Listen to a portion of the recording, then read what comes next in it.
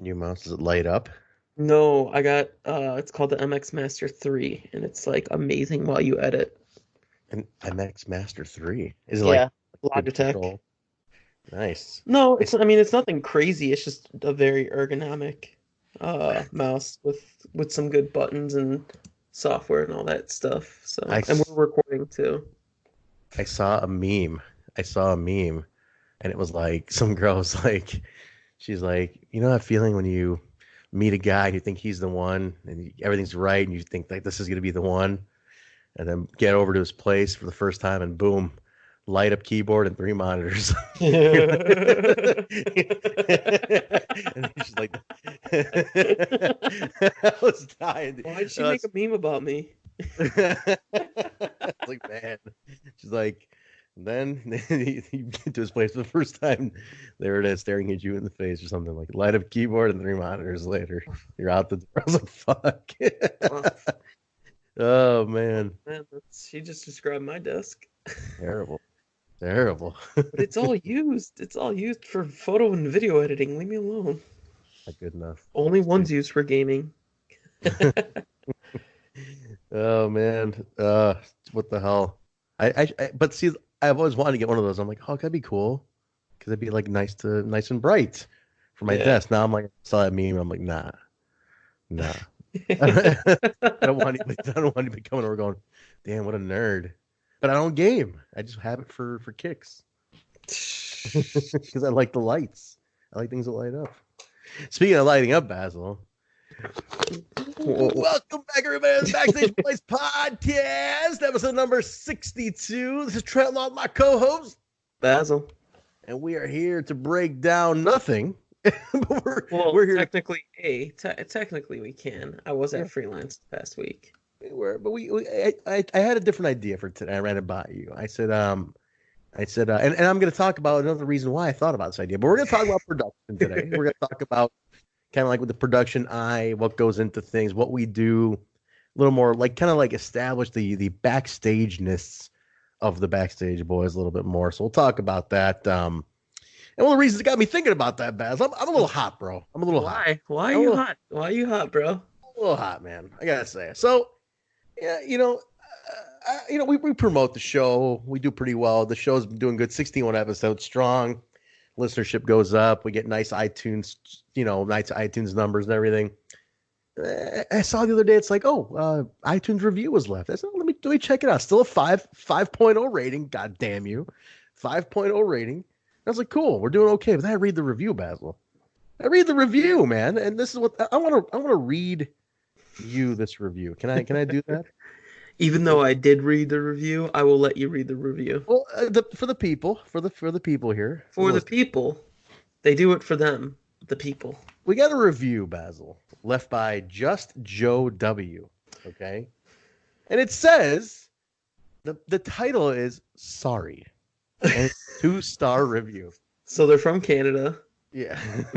And he goes, yeah. He feels bad about what he's about to say, but he does it anyway, right? He does it. If you are around Chicago and follow AAW exclusively, you'll probably enjoy the podcast. If you follow independent wrestling to any extent beyond that bubble, be prepared to roll your eyes at every other thing Trent says. ... So he doesn't even give me a final thought. He trails off into this. I thought, so this is why I got really mad. I thought the ... thing was just like, okay, it was talking too much and now you got to expand it. I must have clicked on that square about 5 times till I realized that was his finished thought. That was his finished thought. And I'm like, really? Like, this is how we're doing this? This is what we're doing? So I took exception. Listen, I've gotten to a point in my life, Basil, where I don't let words hurt me like this. Okay, but hey, listen, I try to do good by this show, and I try to make this a good show, and I try to entertain the people, and I think we got a good number of fans who like what we do here. But this one got me, man. This one got me. I was like, wait a minute. There's also Basil and Nate on this show who talk about the other stuff too. So this guy, Basil, I'm concluding, is upset with me that I don't go and watch other indies. Am Am I wrong? That I got a life? That I'm busy? I mean, I can't. It's the thing is, there's the point of the show is Yeah. to not. We're not a review show in the sense of I'm not gonna turn on something on independent TV or high spots. Right. Watch a show from my bed or couch and review it. Right. Like that's not the premise of the show. The premise of the show is to review shows that we have worked at. Exactly. So and from a creative standpoint. yeah, and Trent only works at AAW. He sometimes will come to other shows with me. Yeah, I'll go to freelance, I'll go check out freelance and things like that. Or not freelance, Warrior. Yeah. You're about to die. Like, if you're dead tomorrow now, we understand. Why? Because you're like, I go to freelance. No. Warrior. Danny's listening now. He never listens. Danny wants nothing to do with this podcast. Dude, today Rob was like, hey, Danny, you check out Trent's new show? And he's like, nah, I hang out with this asshole enough. I don't need to watch 24 minutes of him talking about our show. I was like, Jesus Christ. I was like, nearly 1,000 plays, and Danny Daniels is not one of them. That's for sure. We thought Danny was at least 64 of them. None. How does it feel to know that your dad doesn't like to watch you? Danny's more like big brother than he's dad. Wow. So we're just gonna deny the fact that this motel post did not happen on your Facebook. Which one? There was a no, you missed that one. No motel. I was talking about my actual mom and dad conceived me at that motel I took a photo of. Oh, because that was Danny said that he went to that motel a few times. You're like, I was conceived there. Oh, is that how everybody read it? That I was saying Danny was my father? Yes. No, I was saying that. Bro. I was just saying that motel was where I was conceived. No, but Danny said that he went there a few times and had some good nights, and you're like, dude, I was conceived there. Oh, I wasn't meaning to imply that. Yeah, but you did it as a reply to him, so everybody was like, that's the reason why everybody was like thinking that you were some weirdo. That's hilarious. Do you see it now? Now I see. I can see how that got misconstrued. Definitely not the intention. But the rumor has it I was conceived at that motel. So an explanation of what's going on really quick. Trent posts a picture of the Heart of Chicago motel. Chicago hotel. This hotel. Yeah, not hotel. Sorry. Let's try not to get too classy here. It's a no-tell motel, man. The note. And I'm trying to find the post. You post a lot on Facebook. I do. I share everything. Just so if I die, there's a record of it all. Okay. And so Danny Daniels goes, I think I made some magic happen there one time. And then you say, turns out I was conceived there with a face, but also with a face that doesn't have a mouth. So that's like a shocked face in the sense of of the one time you were there, that's the one time I was conceived. Oh, crap. And then Boz goes, I just cringed, threw up, and died a little bit reading that. How do you understand? I do, but Danny would have had to have been like 6 banging my mom if that was the case. How dare you say that Danny's that young? Let's be honest. Danny's 44. Yeah. Oh yeah. Nah. He would have been 6. I'm 38. Hey man, Danny Daniels. Danny Daniels. The man. I've heard stories. There's enough out there. He was a very vibrant 6-year-old. Jesus. Jeez, but how do we get to that? Anyway, I'm going back to just Joe W. dogging me here, though. All right, Joe, look, I work for AAW. That's where my work goes. I also do an Impact Wrestling podcast. I'm very involved in Impact Wrestling as well. But other indies, that's all I got time for, man. I do 2 podcasts. I play in 2 bands. I got a full-time job. I produce at AAW. I got a girlfriend. I got a family. I do all sorts of shit. And you're giving me a hard time for not going to other indies?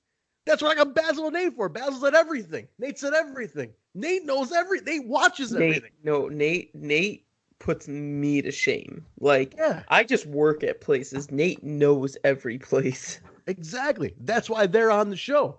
That's the whole point. That's it? No, I mean, that's the other aspect of it. You guys are on the show to lend that side of it.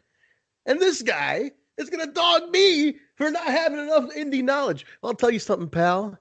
I'm busy making magic at AEW. That's what I do. That's where my efforts are going. But if you want to hear an Impact podcast, I got you covered on that too, Joe. Jesus. Conspicuous by his absence today is Nate. You should listen to Talking Impact and Total Nonstop Impact. That's right. That's what I do. Total Nonstop Impact. The number one most listened to Impact Wrestling podcast in the world today. You know that? I did not. Consistently the number one. We're the only podcast. We're the only Impact podcast that just talks Impact. That's all we do, and that's why. Numbers great, guys. Numbers are great, and we're doing good. And I'm eventually going to bother Josh Matthews enough to say you guys are hired. Make it official.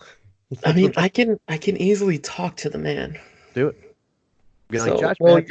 You're coming up to Windsor with me, and now we've turned just Windsor into Windsor, Detroit, because, yeah, fuck my life.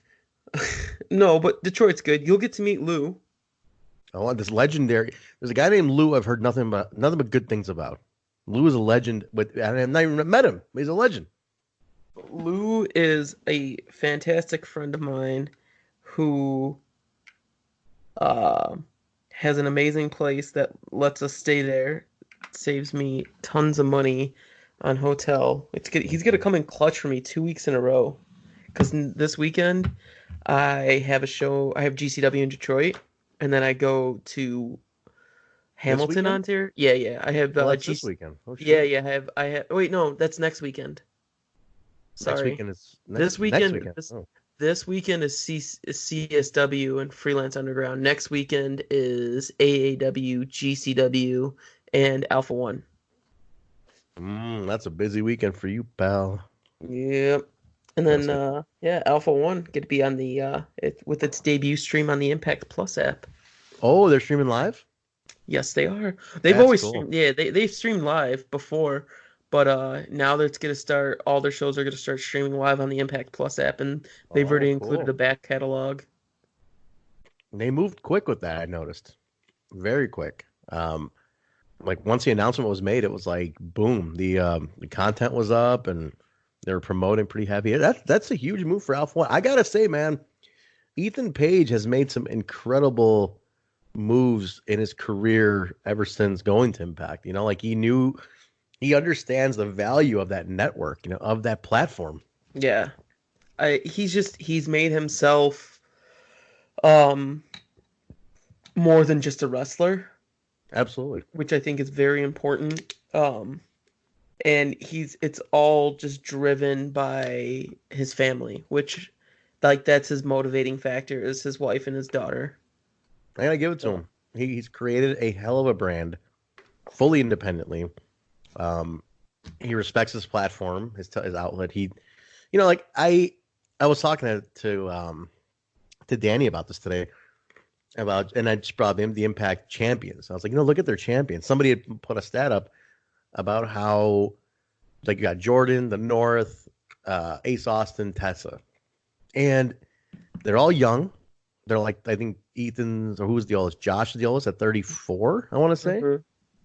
And it's like they're this young batch who's very proud of Ethan is 30 only. Right. They're a young group who's extremely proud of what they're doing. And like, but that stuff is infectious. Like they all take their belts with them. They all post about the company. They all promote the company. In turn, look what that does. I mean, Ethan did so well with his vlogs and shit, and his vlogs, I guess, as you guys call them. That look, his company gets on the app now. You know what I mean? Things like that. Like they trust him. Do you know why it's called the vlog? Oh, you told me. Was it Isaiah? Isaiah, yeah. Isaiah was joking around one time Did you tell me, or did Tyler say this on his podcast with Two Heels and a Face? I think this might have been Tyler, you probably remember the only reason you remember that, because I know how it is with stuff when you're not around people. There's no way you would have remembered that. No, Tyler said it on the Two Heels and a Face podcast. No, I know. Yeah, Tyler said it because we were all chilling. He was like, "Oh, am I on the vlog?" Yeah. We just all started running with it. And then now it's like normal to call Ethan Page's vlog the vlog. It's called the vlog. That's funny. So it's something unique, but it's not like stupid. It's a normal thing to say, the vlog now.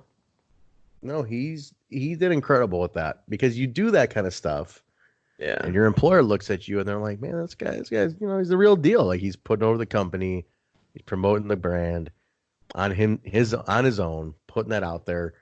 Proud to be a part of it. Like hey, the guy even like, he's even spoke out against things when he had to put it over, to like get the certain things that came up, and they even joked about it later on. Like, what I'm getting at though is like, he's a valuable asset to a roster, and as a result, that those good efforts are rewarded. And here we go. This is good for him, man. Yeah. Self-marketer. I definitely appreciate that. I forgot what I was getting at with all that though. We were talking about Alpha One. We were talking about because I was going to Canada. So your first time shooting in Canada, right? It'll be my first time. Yeah, I've never gone to Canada, and then I'm shooting 2 Canada shows in a week. So this is your first international booking. Yeah, Friday. That's that Sunday before will be Hamilton, Ontario, Canada for Alpha One, and then that next Saturday will be Windsor, Ontario, Canada for Impact Lockdown. Nice. The Hamilton. Good town. It's a really nice town. Never been. Good place. Have you never been to Canada? Oh, aside from Windsor? I was in Toronto, but that was like in the 90s. It's really different. It's had a boom, Toronto, I should say. It had this huge boom. So yeah, it's going to look a lot different to you for sure. You're not going up to Toronto though. You're staying in Hamilton? That's the farthest you're going. I'm going to go to Hamilton, but I'm not even staying in Hamilton. Like, I drive up to Detroit, shoot GCW. I'm going to stay in Detroit, and then I'm going to like sleep obviously at Lou's, and then drive from Detroit to Hamilton that following morning. Nice. Cool, man. Very nice. Congrats on the first international booking. That's nice. Just keep adding. Then this one you weren't even expecting, right? That was added? It was kind of like a last minute thing, because my buddy who on the vlog is referred to as Gigi, aka Shooting the Indies. Yeah. So Destiny is also running a show that day. Mm-hmm. And that's at the Don Koloff Arena. Koloff Arena, yeah. That's in Windsor, I believe, right? Or is that in Toronto? Koloff is in Mississauga, which is next to Toronto. Okay. So yeah, he'll be over there. So I was like, hey, is it cool if I shoot? I asked him before I talked to Ethan. I was like, yo, is it cool if I shoot Alpha One? He goes, yeah, of course. So then I talked to Ethan, and then Ethan's like, yeah, dude, come through. So that happened. Yeah, I'd like to check out one of those shows. I talked to Ethan a while ago too about coming up and just checking a show out. I was like, yeah, I want to come. He's like, dude, anytime. So like, come on up, check a show out.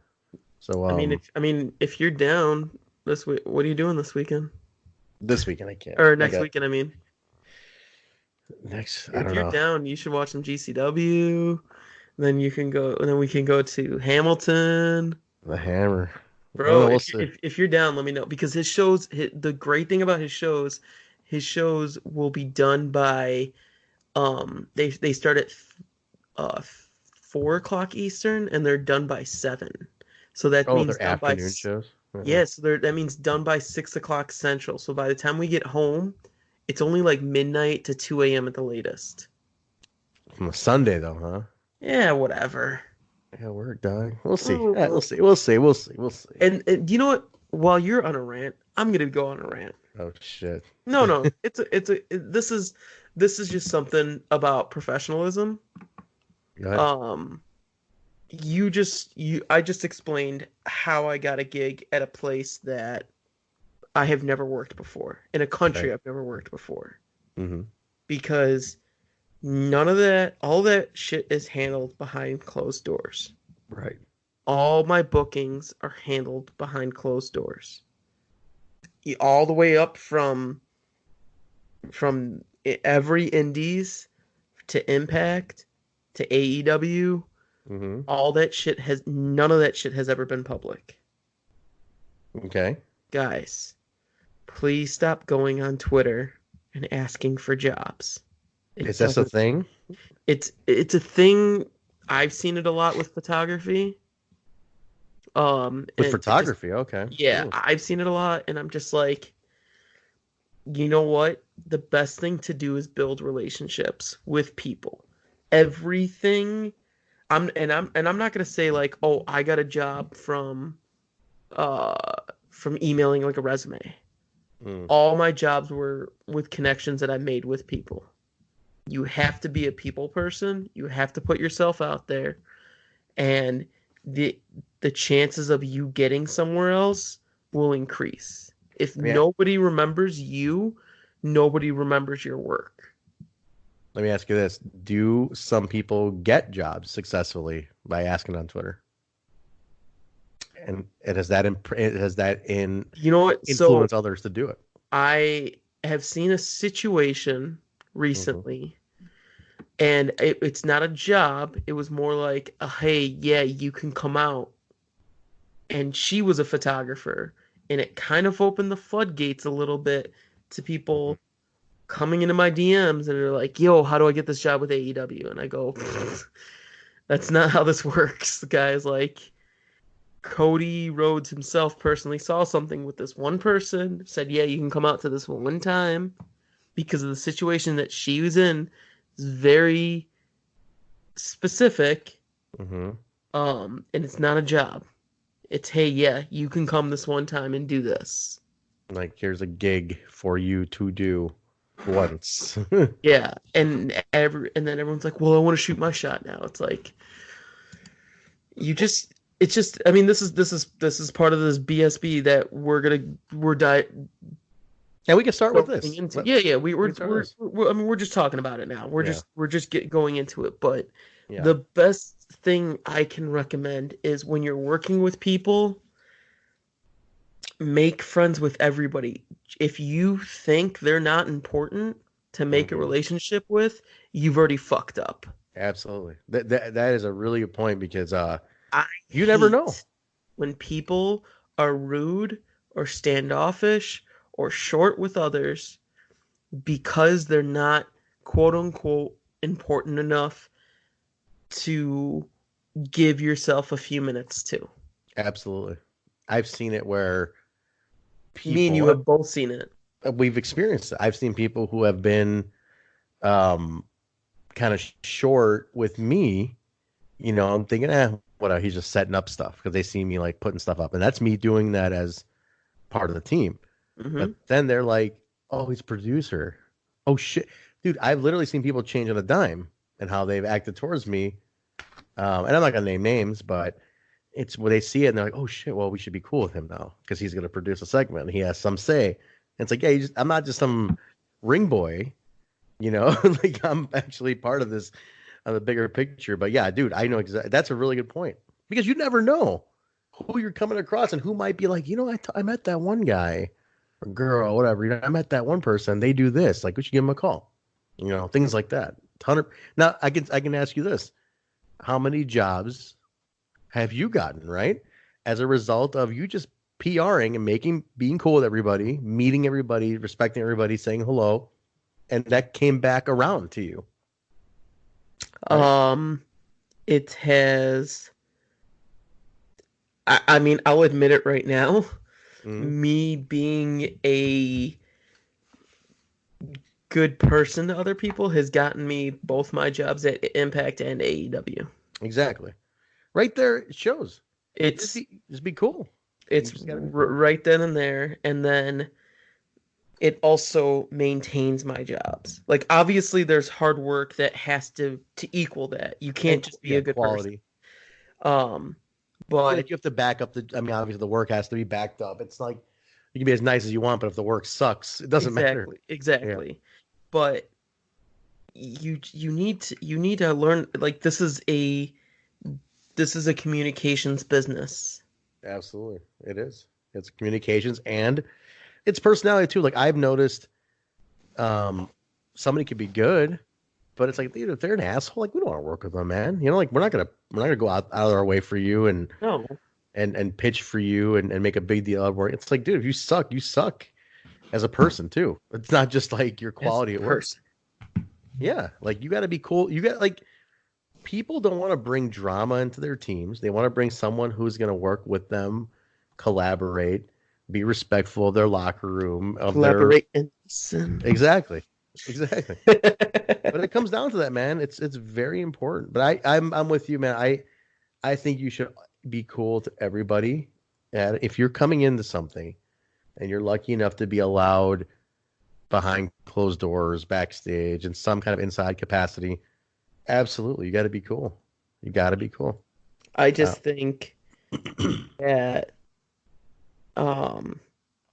just like I said, just talk to everybody. You never know when someone else is going to become big.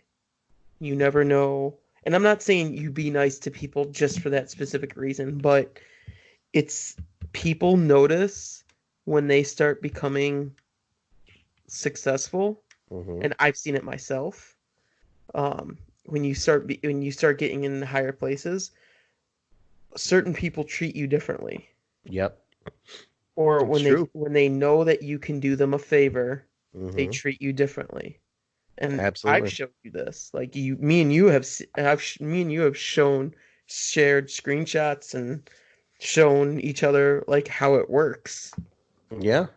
There's a lot of politics. This business has tons of politics, lots of fakeness. If you are an honest person who stands out amongst that fakeness, forget, like that gets remembered tenfold because that's what people want to work with, and that's what's going to carry and be remembered. So I encourage that. And yes, absolutely, dude. I'm talking like one thing I'll never forget this. Ethan Page, when he was still at AAW. And this is early on in his career, too. He was younger, too. He was maybe mid-20s, earlier, 24. Are you talking about during that most recent title run that he had? In AAW, we were at Logan already. So it's 2015, let's say. 2015, that is 2015. So 2015, he was 25. 25. I remember this. I still remember this. And it was very minuscule, but at the same time, it's not. I remember, and I was just early with the company in 2015, but I remember being so impressed that he walked in and he shook everybody's hand, like every single person he said hello to, and I really appreciated that. He was like, "Hey, how you doing?" Julian, how you doing? He was like open. He was cool with everybody.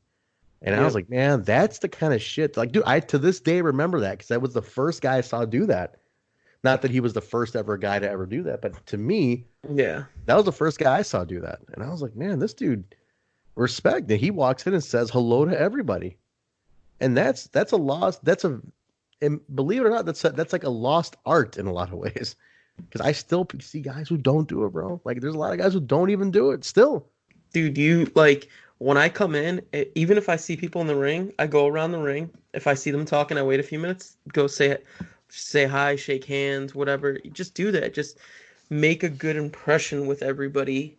Yeah. And now half those people I was doing that with, I do that at Impact and AEW now. It's like it was because of those relationships that I made on the indies. When I moved up, it made those transitions so much easier, for my job, because all those people trusted me. Absolutely. I mean, there's people we've given gigs to be a part of the team based on things like that. It's just stuff like that. Like you get People get jobs based on that. That's very important, man. So yeah, I mean, the message with that is if you're looking to get in, if you want to be involved in any capacity in this business, that respect aspect is very, very huge. Still, it is a big thing, and I can see why. Now that I'm in it, I can see why it was so emphasized for a long time. You know, why it was such a thing to shake hands and to acknowledge the veterans and acknowledge staff. Like that is a matter of respect that you need to maintain and earn yourself. Yep. That was very cool. Very cool. All right. So yeah, definitely take that. Another thing I wanted to talk about was conceptualizing, like character build, right? So this is interesting. So and this is going to play into your role, photography and presentation. One of the big things AEW always prides itself on is character building and storylines. Like Danny and the team, we always want our guys to have something. We want the team to always have something going on, and it's that development not only starts in the back with a booked match, but what's going to come out of it. Then there's the promos, but then there's how we present them. So we collaborate with you, the photographer, Basil, and like we always talk. Like, you're like, I need to know. You need I need a breakdown of what's the surprise, what's going to happen, so I know where to be. Right? Like talk about that a little bit. Like why that's so important to know if there's a big angle going on. Why you need to know aspects of it. And it's also, it's not even just for in-ring. Right. A good example is, because I was kind of kept in the dark with this. This was at AEW. I did not know Stephen Wolf was going to be a heel. So we're doing his promo pictures, and then I'm going through the motions. I was like, "Yo, do the howl for me." And then Mike was like, "No, why are you going to do the howl? He's a heel." I was like, I don't know this. Yeah. If I knew he was going to be a heel for us, I would have had him pose differently. Right. And then the next month, I got him in his suit, and now we have promo pictures of him in his suit instead of just him in his gear. And that's how he's being presented. Going forward, that's the character, right? That's what we're doing. And it's like we need to know. And then not only that, but I want you to talk more about, like, let's use like the Bucks surprise when they came in, right?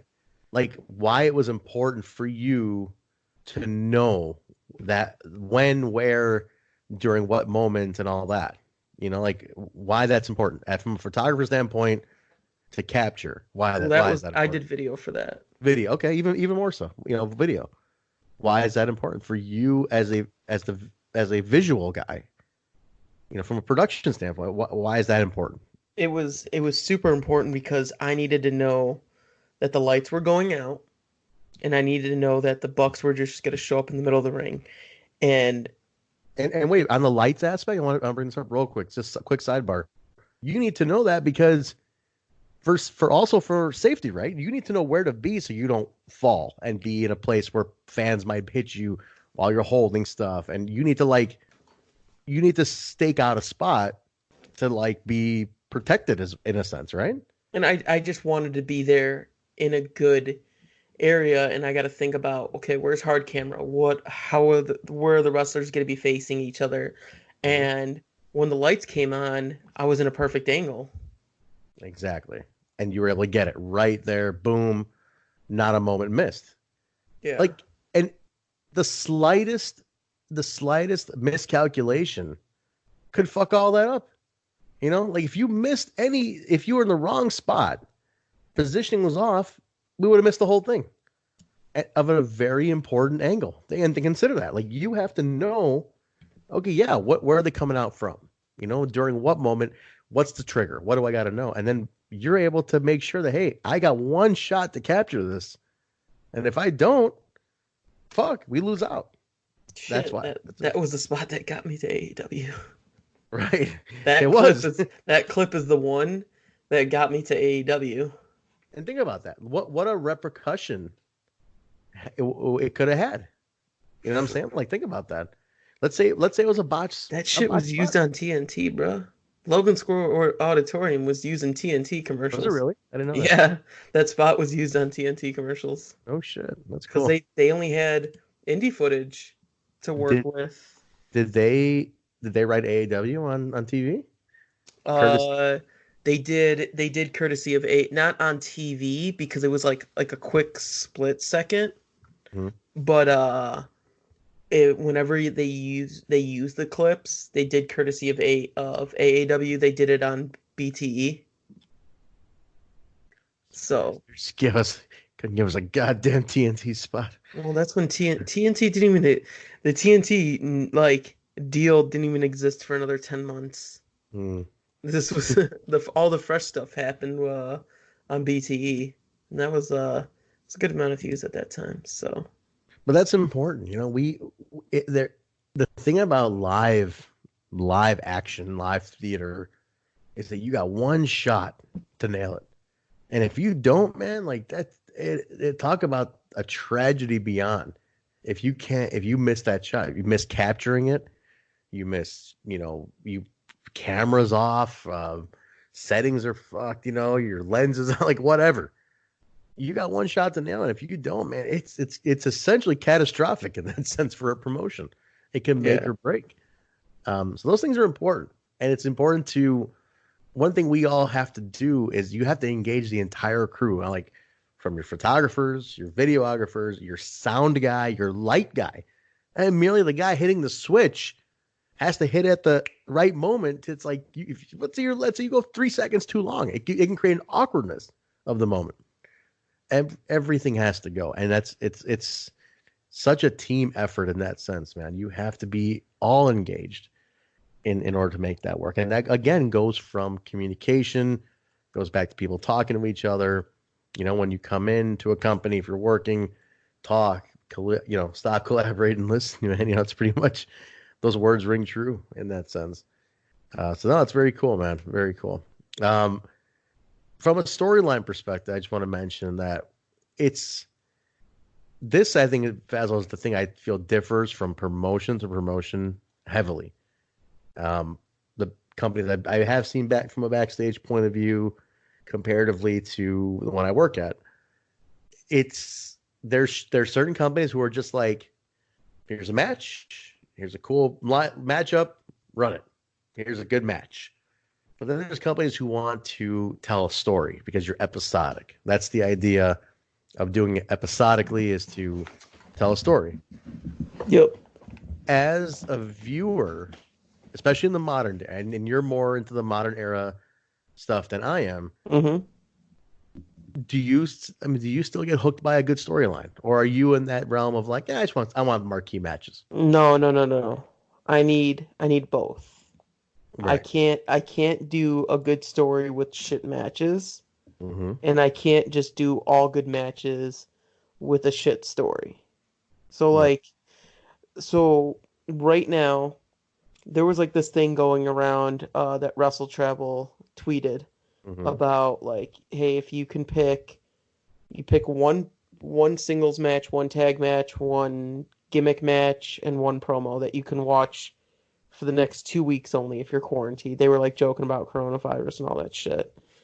A lot of And jokes. Everybody got jokes. well, not jokes, but they were like saying, oh, like if you were having to be quarantined for the next 2 weeks, Right. what are these four things of wrestling that you would watch? And I know it's still fresh in everybody's minds, and it's new, and it's going to be shocking, but Hangman and Omega versus the Young Bucks from Revolution from about a week and a half ago Mm-hmm. was like a near perfect tag match because there's so much backstory involved with that Mm. between the two. It's not just like four friends fighting like for titles. Like there was so much backstory, and all that story was played out within the match itself. And I Mm. think you need not only good story, but you need the good story to play out within the match. You need people's emotions and reactions to match how they're feeling when they're speaking on the microphone.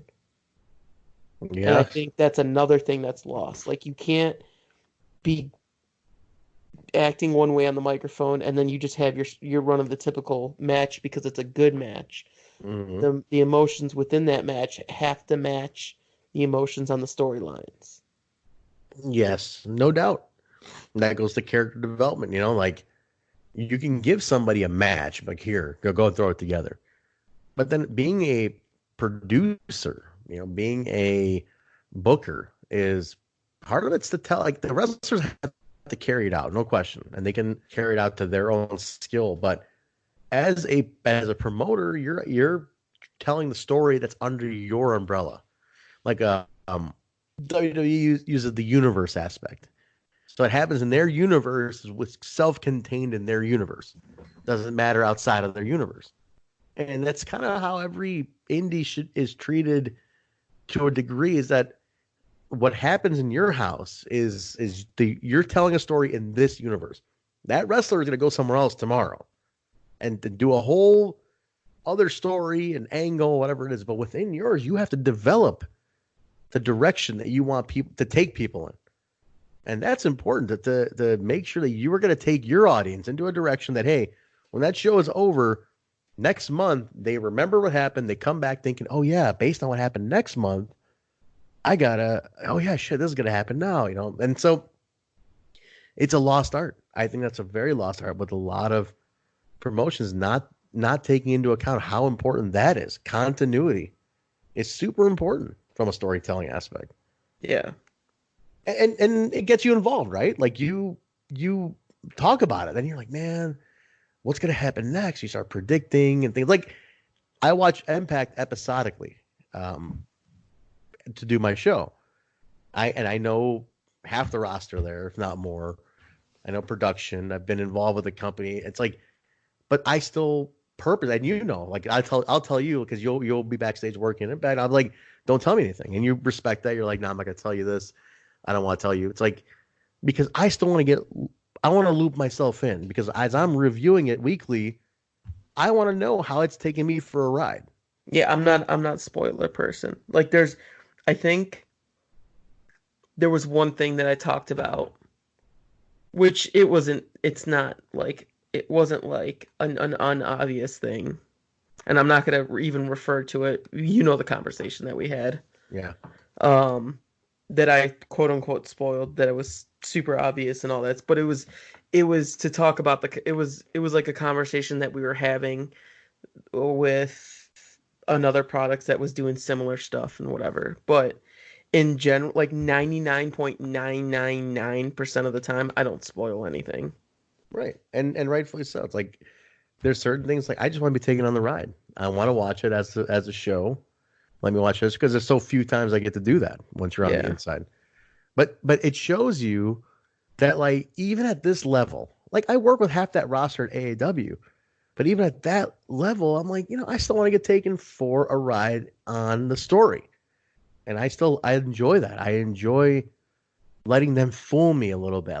Like, you got me. Cool. Because I don't want to know.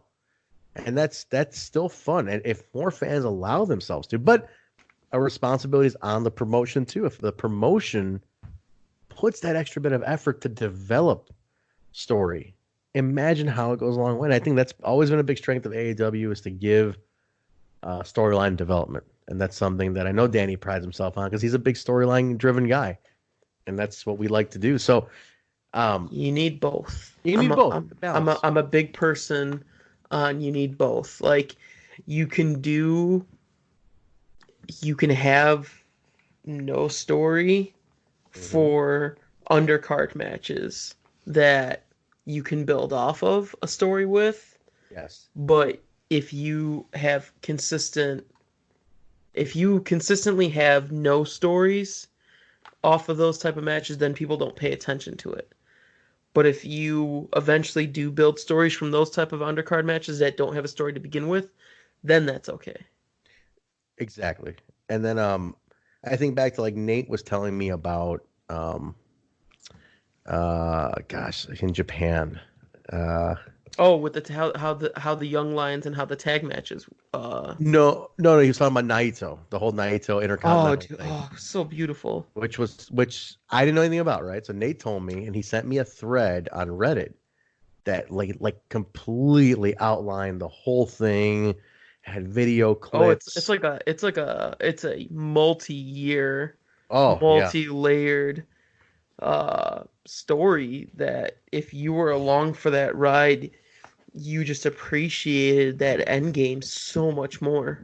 Oh, so yeah, that's what I'm saying. So I'm getting it. He sends me this thing, and I'm like, man, this is. And I know, like, I went in knowing nothing. I know Yeah. Naito, I know anything about the storyline, but dude, I read this thread, followed it, watched a few of the clips, and this was fantastic. The long game. It was like what, a 2 year storyline? Some No, shit. More? this was like a 6-year storyline. Oh, fantastic though. Like I was like, strictly as a producer, I was like, this is phenomenal. This is a phenomenal piece of just art. Like that's art to me. That was like the best display of artwork because the long game to tell that story was like, man, that is cool. And to keep it interesting. And then there was good matches too. Like I said, I only saw maybe one of the matches. But from my understanding was the matches were fantastic. Dude, and then even the final match between Naoto and Okada at Wrestle Kingdom at this past Wrestle Kingdom night 2, because for this match to happen, Naoto had to win the Intercontinental Championship, and then Okada had to retain the IWGP Heavyweight Championship Mm-hmm. just for that match to even happen, and then it just flowed together so well. It's fantastic. And that's where now then you got on our team, you got like somebody Rob comes in. You have who from a visual standpoint, you can tell the story.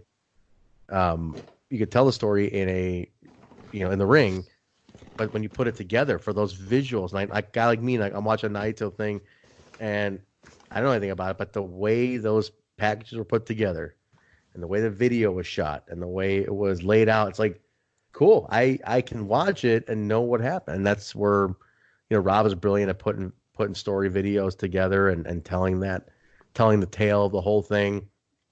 And again, perfect balance. If you could properly tell a story, it's making movies. Like Rob and I joke all the time about like remember in Beyond the Mat when Vince is like, we're not wrestling, we're not doing wrestling, we're making movies, pal.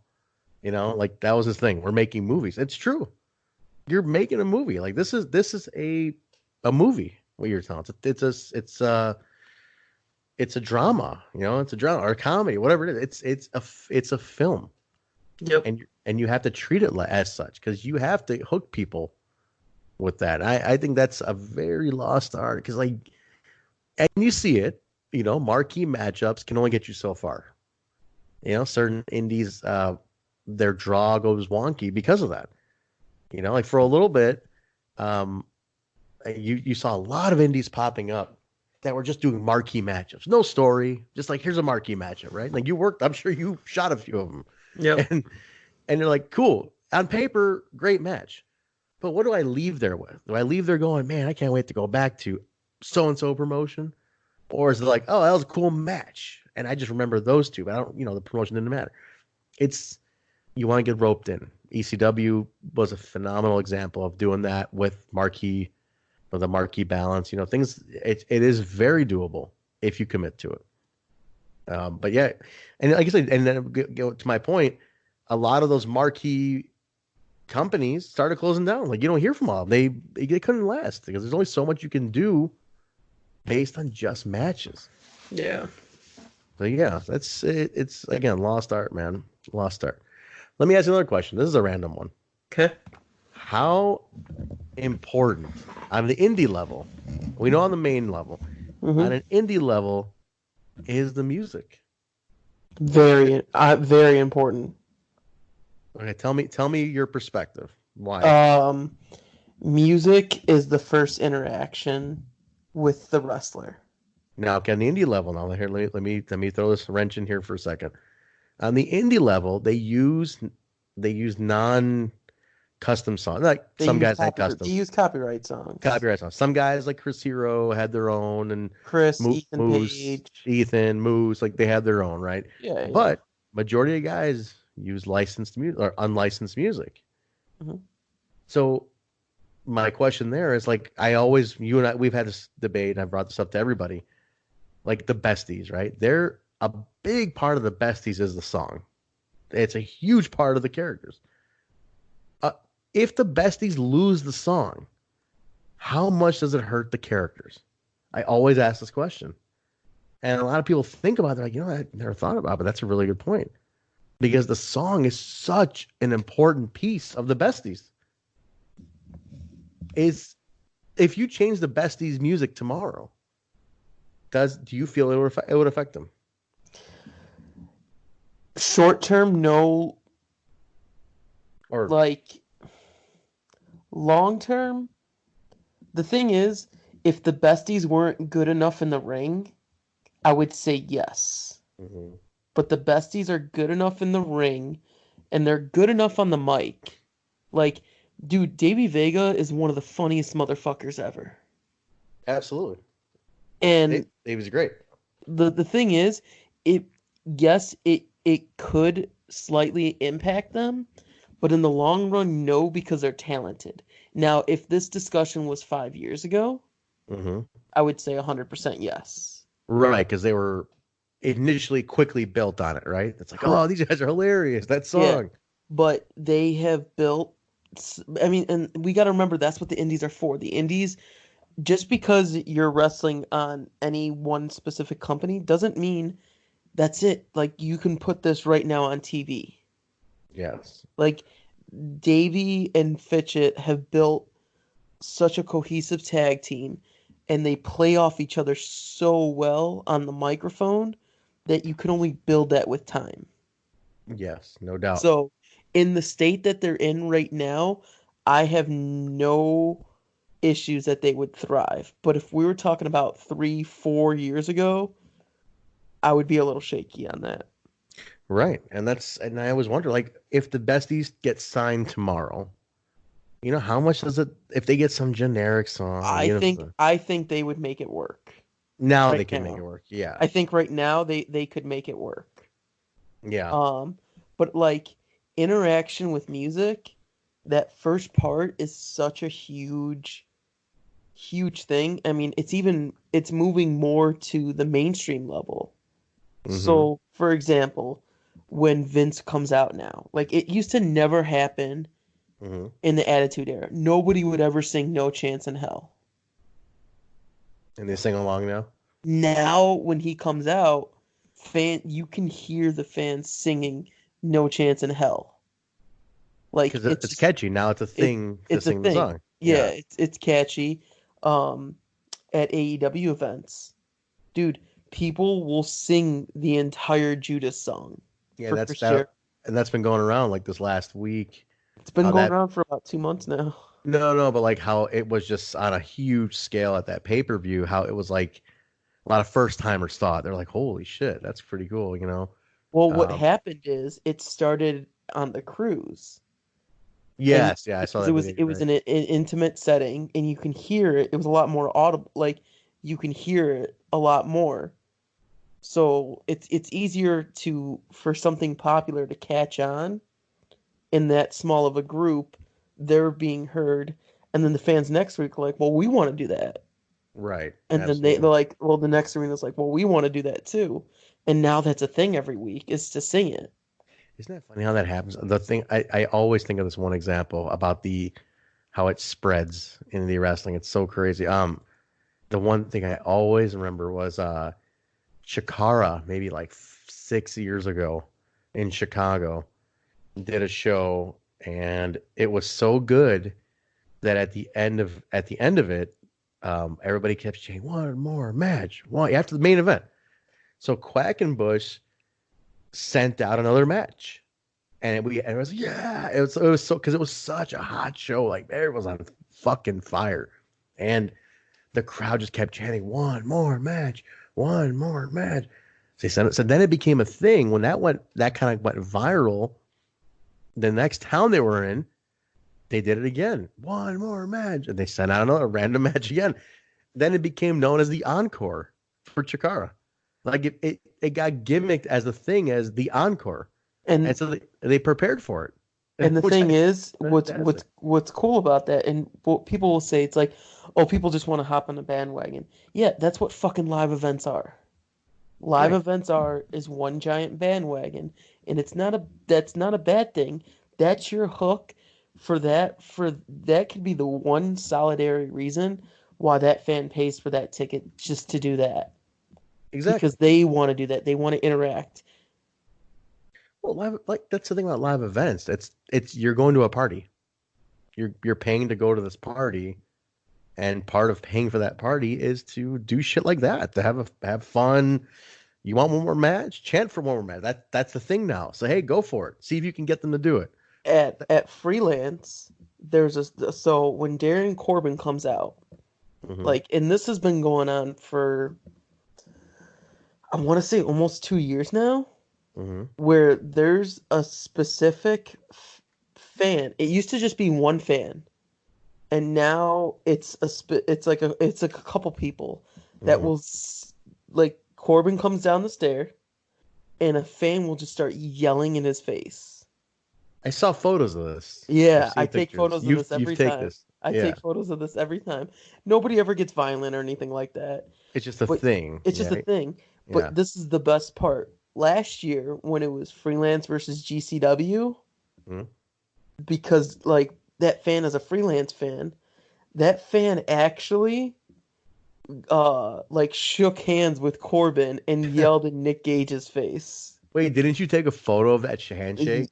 Yeah. Yeah, yeah, I remember this. Like the He, war is over or like something. it was like a truce. It was a temporary Bruce, truce. yeah, Like he got up into Darren's face and then shook his hand, was like, "Go fucking get him," and then starts yelling at Gage's face. it's funny.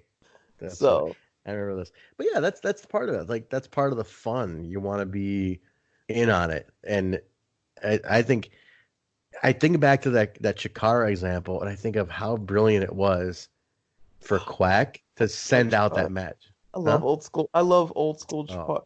Like there's like two. We were actually talking about this. There was like two phases of Chikara yeah, before the pre shutdown and quote after the unquote shut. shutdown. Yeah. Yeah. Oh, But you know, pre-shutdown. Like, it's they really feel Chikara. I mean, yes, is it goofy? Absolutely, it's a comic book come to life. But I truly feel that Chikara's creativity is never given enough credit. It is no. Mike Quackenbush is an extremely intelligent guy. He has an amazing uh, podcast that he was doing. It was like 10-minute spurts on little topics. Mind-boggling. I was like, this is brilliant. Uh, You tell me that Chikara is bad when you have people like Orange Cassidy. You have uh I would consider Chuck Taylor a Chikara guy.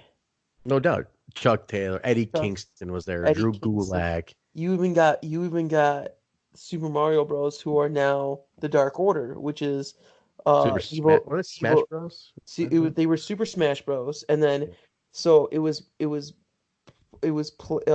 player uno and player dos, Mhm. and or player uno and player two, I believe they were called. Yeah. And then they went heel, so now you have evil uno, and then you have Stu Grayson, and that's is your fire alarm going off? Is that mine? Yeah, that's That you. was yours. No, that's you. Oh crap. That's Yeah. mine? That was your I was about to say, is that yours? No, that came through on my headset. Son of a bitch. Because Son of I don't have a fire alarm, or I don't have a fire detector in my room. That's that's crazy. I was just about to say, is that your fire your No, fire smoke alarm going we're off? both thinking that that's yours, sir. That's funny. So this We're worried about each other's safety. Look at that, guys. microphone's fantastic. Great. Holy Because I heard shit. that, I was like, oh no, that was definitely you. HD. You guys are hearing it in HD. It's It's great. 4K sound. 4K, that little annoying chirp. Dude, I've been on the phone with people sometimes where like that thing is going off like crazy. And then like I'll talk to them a week later and it's still going. Still there. I'm like, Because you know what happens? What? Because I had this one time when I was like a little kid. I had it when I had a house and we were in a basement. It would go off. You hear it so often that you tune it out. Are you serious? That Yeah. would bother the shit out of me. It would never there was like one time I legit think mine was on for like 6 months before I did anything. Come on. Swear to I was also like 14 years old and lazy and didn't give a shit. Oh, a 9-volt battery. Oh my god, who has 9 volts in the I house? was like, where the fuck am I supposed to find a 9 volt? Jesus.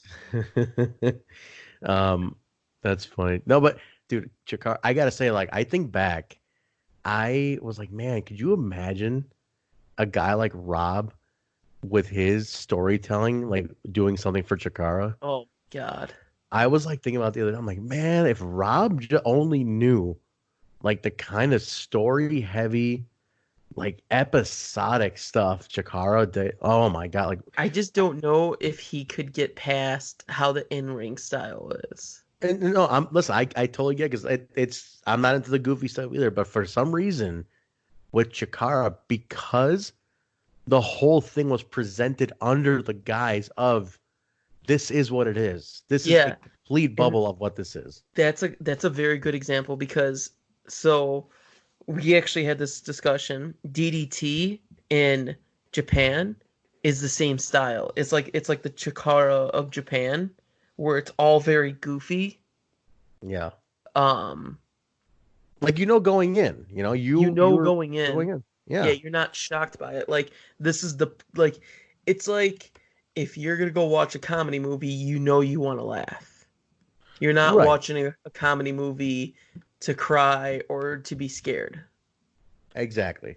The whole point of that movie, or in this case, wrestling, is like, hey, this is goofy. I'm going to go and laugh. I'll get some action. But the idea is like, this is a comedic platform. And, you're not like expecting one thing and getting another. They're telling you from the get what you're going to have. So, in that sense, but dude, I think back, like, knowing that, let's say Rob goes and knowing that, I think he absolutely would have loved. Because, like, also remember, the level of story writing that Quackenbush would do. Long-term, long-game story writing, man. Like the shutdown. Can you imagine? Like, I would love to have been part of that creative team. Like, okay, I still, to this day, say it was excessive to the point where, like, I think it hurt them a little bit. But overall, man, the commitment to storytelling was unreal. From a producer standpoint, incredible. Yeah. It's like no one's ever done. And I feel they didn't get enough play. If that happened today, I think they would have gotten a lot more credit with the Twitterverse and all that, just to see how that was taking it. Chikara versus, and if old school Chikara was in current Twitter, shit. Oh, that's unstoppable. It would have been unstoppable with today's fan, the more the comic book crowd, even furthering their presence in this business. That old school Chikara pre-shut would have been unreal in today's verse. Unbelievable. I feel like they were just like 2 years too soon. My heart broke when they shut down. Yeah, dude, but the commitment to that, man, holy shit. And how they did everything after, and the what is it, the ashes of Chikara and all that stuff, dude. It was so fucking cool. Oh, it's just so good. So good. And then the comeback tour. It was weird when they came back. It was like renewed, better websites, merged, digital. So interesting. It was such a fascinating. They risked. It was a risk. Did it pay off fully? I don't think it fully did, but it was a hell of a risk and a creative one at that.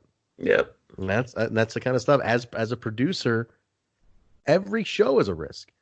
Every character you think is like a home run could just be a dud, could be a dud.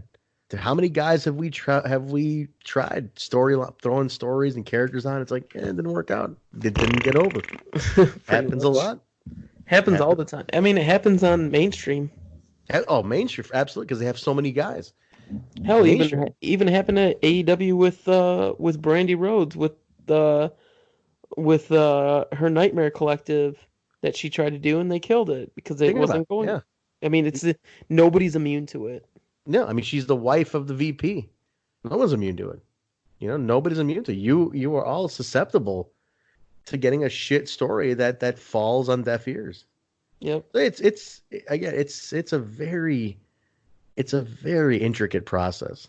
You know, this wrestling business from creative to production to visualization is an insanely creative process. It takes a lot of work. And I think a lot of people don't even understand the level of work. And it's fine. I mean, we don't need them to. They're fans. Come enjoy as a fan.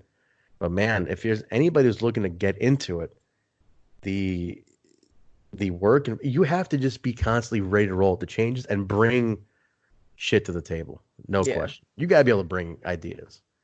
You know, you got to be able to bring hard work and ideas to the table. Otherwise, like, you're just like a cog in a wheel. It's not, and you're not doing anything. You're gonna be weeded out pretty fast. Pretty much, yep. Yeah. So, well, let's wrap it on that, Basil. I think that's a good place to end it. And we can maybe make this another. I want to actually, we can part 2 this with Nate, because I want to talk about the in-ring aspect, because how he talks to the crew and the wrestlers, and because a lot of things Nate's talked about in the past is like how they haven't, like, he's been in matches where like guys haven't followed up on like a idea that was gone over, and they don't start with that idea, and then it throws him off. It's like, wait a minute, you told me you were gonna do this, and my positioning was off, and that looks stupid on the final product. You know, things like that. Yeah. How the execution goes. So we can, next time we'll kind of bring Nate into that too, and then we'll discuss that a little deeper. But cool, man. Let's wrap it here. It's late. We're already recording into the next day. Technically. We're trying to stay healthy, folks. You know, we're trying to get do well by you. Give you something to listen to while you're chilling at home, because more and more my company's gonna make me start working from home. My commute's gonna cut down. I still need stuff to do if I'm gonna be stuck at home. So podcast it is, everybody. Podcast. The podcast. All right, man. Let's get some plugs in here. Basil, where can people find you? You can find me on Twitter and Instagram at BZ. That is a B, 2 E's, 4 Z's, and a Y. All my pictures are at basilmahmood.com. And this weekend, you can find me at Chicago Style Wrestling in Franklin Park, Illinois, and Freelance Underground in Itasca, Illinois. Itasca, very nice. Itasca, that's a nice. You know what I love about both of those places is Franklin Park is 1.5 miles away from my job, and the other one is like a 15-minute drive. So no long commutes for me. You're that close to Itasca? I'm that close to Itasca. I love it. I'm so happy that there's like no driving involved for me today or this weekend. You know what I like in Itasca? You ever go to Top Golf in Itasca? I have. Place is fun, man. Wait, not in Itasca? There's one in Itasca. Is there? I think you're thinking of Wooddale. Is that considered Wood? Yeah, it is Wooddale. No, yeah, that it used to be Wooddale, and now they closed that one down, and now it's only in Naperville. That one's closed? They closed it because have you been to the Naperville one? No, never. Huge. That sucks. They closed it down though, huh? They did because the Naperville one. So. Oh no shit. Okay, God, man, what? I love Topgolf. That is a blast. Very fun place. Cool. All right, man. That's your plugs, guys. You can follow me at Vanilla Joke on Instagram and Twitter, or HEMI Music, Instagram, Twitter, Facebook, or you can catch me talking Impact Wrestling on the Total Nonstop Impact podcast at Total Nonstop Impact on iTunes, Stitcher, all that stuff. Or We Talk Impact on Facebook, Twitter, and Instagram. Just type in We Talk Impact. Check that out. Guys, you can also find this show wherever podcasts are found: Apple, iTunes, Stitcher, SoundCloud, Google Play, iHeartRadio, TuneIn Radio, Spotify, YouTube. Rate, review, subscribe, and leave a better rating than Joe. You know, hey, Joe, if you listen to this episode, bro, I want you to rethink your comment and leave another rating and be like, hey, man, I appreciated the inside talk. I get what Trent's trying to say. He's not a bad guy after all. Reach out to us, Joke, on social media. You can reach out to me on social media at the BSB Show on Twitter, Facebook, and Basil. Can you do it on Instagram too? No, fuck them. Fuck. You know what? Just because of that, we're not even gonna get an Instagram. Thanks a lot, Joe. I can't even get a damn Instagram now. Joe's the reason we didn't get an Instagram. You know what? I was in the process of making the Instagram. I was about to hit confirm, and then I read Joe's review. Unbelievable. Joe, you ruined it. I've been working for 61 weeks to get an Instagram account. And in one failed swoop, you killed my dream. You killed my dream. I just wanted one thing, an Instagram account. Now I have nothing. Thanks a lot. I appreciate that. Anyway, this guy's gonna hate me, man. He's gonna tell me I bullied him, brother. I got mad heat, dude. I had heat going in because he lit the flame, and now I got mad heat. He's gonna say I'm an asshole for doing this. But, I was attacked. How about this? How about I'm the victim here? I got attacked. I got attacked for just being a AAW guy. This is terrible. You're the victim? I'm the victim. I'm playing victim. Okay. Here, I'm gonna play victim. I never played victim. I'm gonna play victim here. Okay. I was hurt. That review hurt me. We're going through an epidemic here with the coronavirus, and we don't need negativity. Hey, he went after me, Basil. The guy went after me. So sorry. What? Where's the positivity in this hard times we're facing as a nation? Ugh. Anyway, all right, guys. Don't forget, check it out. Leave your feedback. Anything you want us to do. If you liked what we did today from the Insider Talk, I really enjoyed this. Actually, I like this a lot. But if you want more of it, I think we're going to do this more when we need to fill in. Yes, for sure. Because we have, we're not really doing preview shows. Don't do well. We found that preview shows are boring because we're not talking about. We're not talking about anything that we did. Right. And plus it's like, we try to maintain the kayfabe aspect. And a lot of times we know half the stuff already. It's like, why are we fooling ourselves? Lying to the audience. Like kayfabe at least before the show. Well, no, yeah, but no, even still, like the preview ends up being kayfabe. It's like it's no point. Stupid. It's too biased in that sense. That's why we're like, the reviews always do well. Because you like our takes on what we did to pull the show off, which is exactly what the intention of this show was initially, right? It was like to show you guys what goes on to pull it all off. So reviews will stay, previews are gonna be cut, and then we'll just break down stuff. And then, but in between, we'll talk more inside stuff. So like I said, next week we'll get Nate's take from the inside. We'll discuss that. We'll break that down more, things like that. And we, can branch off in a few other topics. Cool. All right, guys, that's going to do it for us. Don't forget, connect with us, and we will talk to you next week with another topic. All right, Basil, say goodbye to the people. Bye. See you later, everybody.